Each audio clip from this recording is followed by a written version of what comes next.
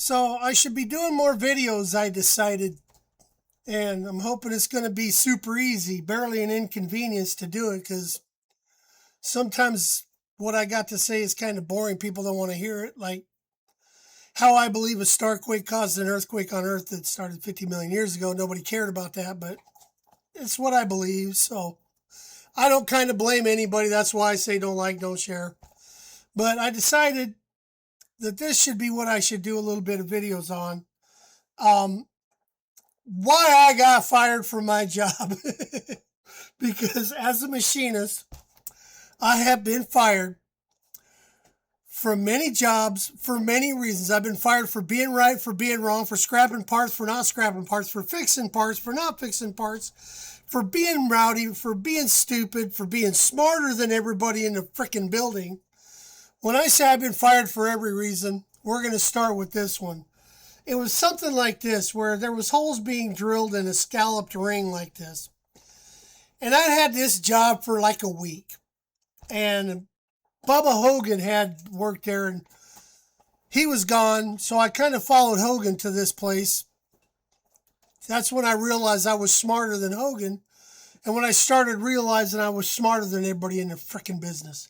I mean, I'm sorry, people in the machining trade, you can have some smart people that know how to do something and be blithering idiots, me included, but I was still made me smarter than everybody in the room.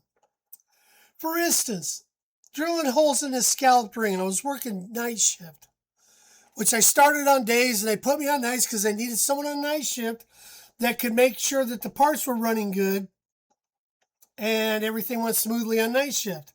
So after 1 week of working days, they'd already decided they needed me on nights to basically run the night shift, even though there was no raise, there was no promotion, there was nothing but responsibility. Anybody who's ever worked in a machine shop knows what I'm talking about. More responsibility, but there ain't no money in the budget to pay you for it. But you're responsible if anything goes wrong. So I come in, and this guy's drilling holes, and there's like 36 holes or whatever. I brought this up because this is the closest video I could find. So they're basically drilling holes all the way around these scallops here. And I walk in, and I look over to see what jobs are running through the night, and I stop the guy. I go, dude, I got to shut you down. You're running bad parts. He goes, fuck you. I said, no, seriously, stop the machine. He wouldn't do it, so I shut the machine down. And he started bitching at me, and I said, look, dude, you're running bad parts. I can see it. I go, do you even bother to take a caliper? Calipers don't measure accurately. I go, if I can see it, calipers can measure. And I measured, and the hole on this side was like, see where the arrow's pointing? Was on like this side of the ring. And the hole on this side was like on this side of the ring, so I could tell it wasn't centered in the center of the ring.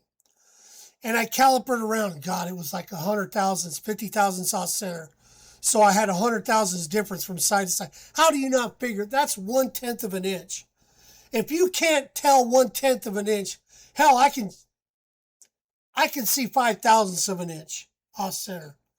So this was screaming at me. So I'm sent the guy. I said, go tell the supervisor I'm shutting the job down. And I started figuring out what went wrong. Well, obviously the fixture sucked. The operator sucked. The setup sucked. Everything sucked. And the thing was sloppy as hell. And the fixture needed to be redone. I didn't want to tell him that, but that's what I came up with. Well, about 5 minutes later, I got called into the owner's office. And the owner says, I got to let you go. I says, okay, why? He goes, because you cussed out my employee. I go, no, I didn't. He cussed me out. He goes, he's saying you came in and started cussing him out for running scrap. I go, you got any cameras? He says, no, we don't have any cameras. And I go, well, that's not what happened. I came in, I visually saw the parts he was running with scrap. And I told him I needed to shut him down while I figured out what's going on. And he should go tell the supervisor that I'm shutting him down and have the supervisor come talk to me so I can explain to him why he's been running scrap. I determined the guy had been running scrap for half of this shift because fully half of his parts were bad. And he goes, I still got to let you go. He's been my employee and you just got here. I can't handle it.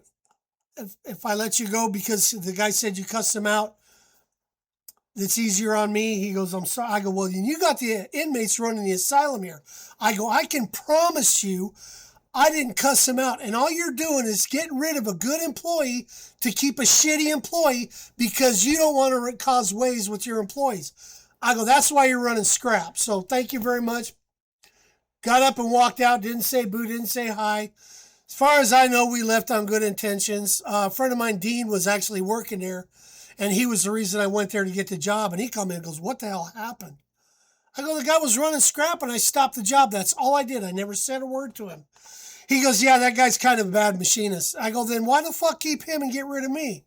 He goes, because you're kind of abrasive. I go, I'm a fucking abrasive because people are idiots and they don't listen to logic.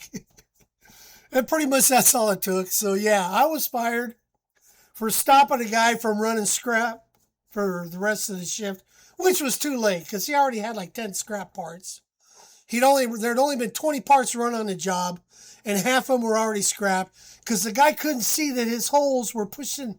I mean, if you can see the holes getting too close to this wall and too close to the inside wall here, and it's too far away from this wall on this side, and it's too far away from this wall on this side, when you're drilling holes that are in this circle pattern, you should easily be able to detect that that part is bad.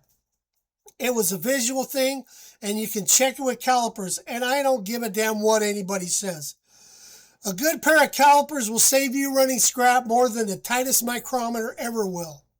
I've seen people misread ring gauges, set up ring gauges improperly, and do their job to the ring gauge, where the inspector sent the wrong ring gauge out, and I go, you know, a pair of calipers would have solved that problem. They just hate it when I tell them that, but it's a fact. So anyway, I just remembered that this was one of the times I didn't last more than a week at a job because some guy was running scrap, and to keep his job, he went and told the owner that I cussed him out to get me fired. So I kind of don't wish bad on that guy, but I hope he kind of learned the hard way that I was right. He was wrong. I was smart. He was stupid. I'm pretty, and he was not so good looking. So anyway, don't like, don't share, or don't subscribe, because I don't care. Bye.